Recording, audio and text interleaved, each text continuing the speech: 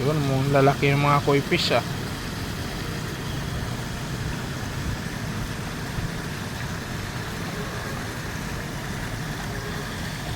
Laki yung koi fish dito sa ilog. Laki yung koi fish dito sa ilog, Noy. Lalaki yung koi fish nila sa ilog. Koi fish o tilapia? Kuya.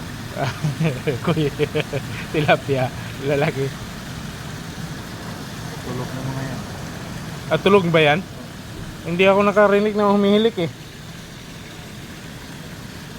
Hindi ako, nakapikit mata niyan. Ah, nakapikit. Dito tayo sa kabila.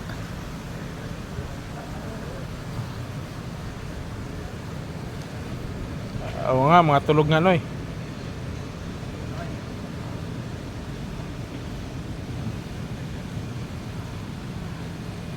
Talagang tulog yung mga isda. Ang lalaki, no?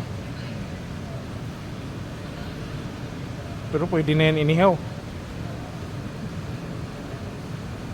Ayan, dito sa ano, ilalim ng tulay.